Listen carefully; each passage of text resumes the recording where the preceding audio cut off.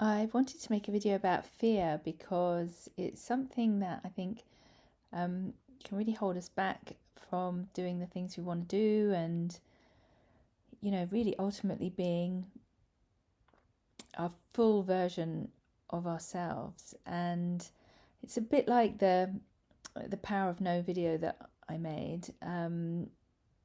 If we fear no, then we don't do things. We have all these stories in our heads about what happens if this doesn't work or that doesn't work. And if we continue to live like that, we live really small, we play small.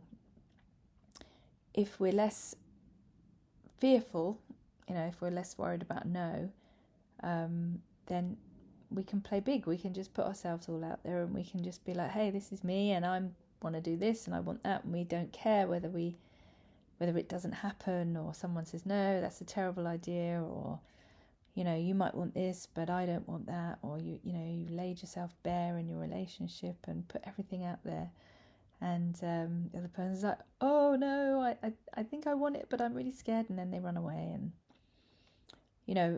if we don't do it, if we don't put ourselves out there, if we don't try these things, if we don't share what's in our heart, if we don't take that risk, then we're never really going to have what we want. We're going to get smaller, we're going to play small, and we're going to get smaller.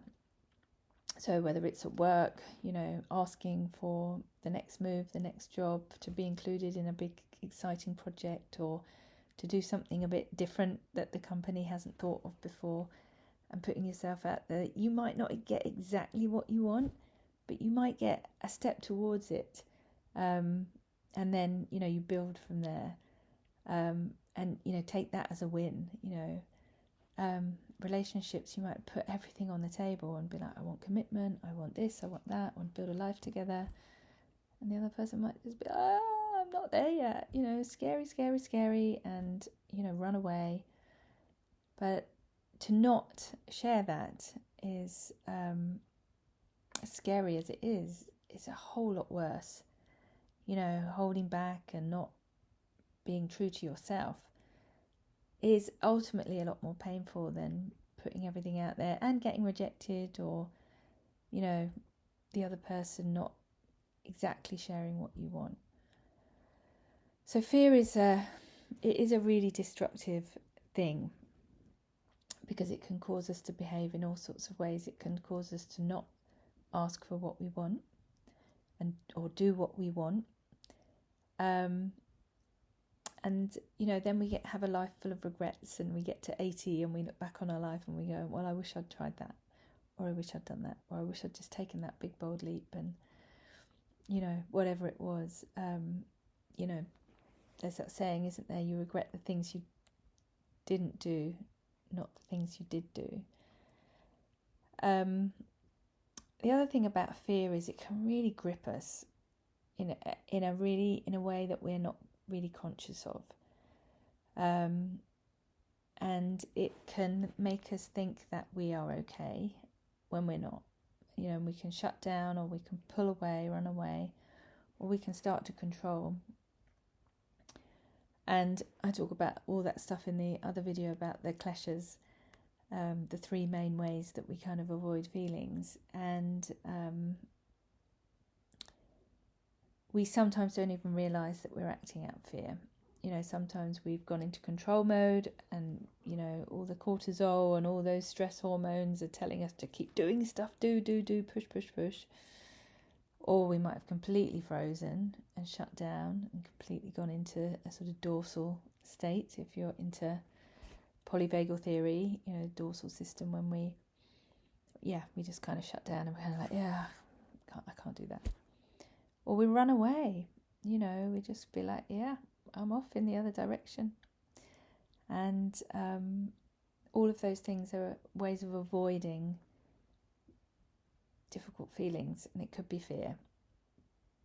And if we don't, all these difficult feelings come from things that have happened to us in our past, and we have to kind of revisit them. Otherwise we're going to totally be restricted by them, and if we keep allowing them to restrict us, we're not going to be able to have all of the things we want. I know we never get all of the things we want, but we want to be fulfilled. We want to be growing and learning and expanding. And fear is a big one. So just be checking in with that. Checking in with when fear could be present. You don't want to live from a position of fear or lack. It's good to have boundaries. It's good to set boundaries. It's good not to re-traumatize ourselves, but we don't want to not be doing things because we're scared. We can miss out on, all kinds of opportunities. Whether it's love or just a more richer life experience. So just be aware of it, keep an eye on it, and notice whether it's kind of a healthy fear, something, but just look into it, because then you'll know.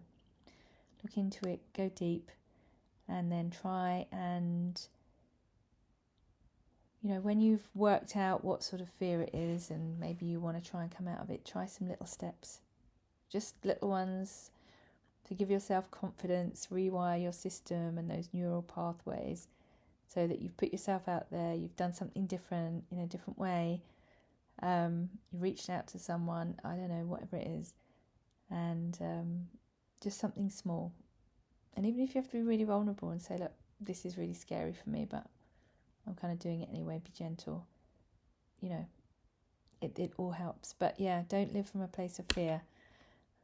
It's a way of living really small, and you don't want to look back on your life when you're 80 and be like, oh, I really wish I had done that differently. So check in on that fear, and don't let it kind of run your life.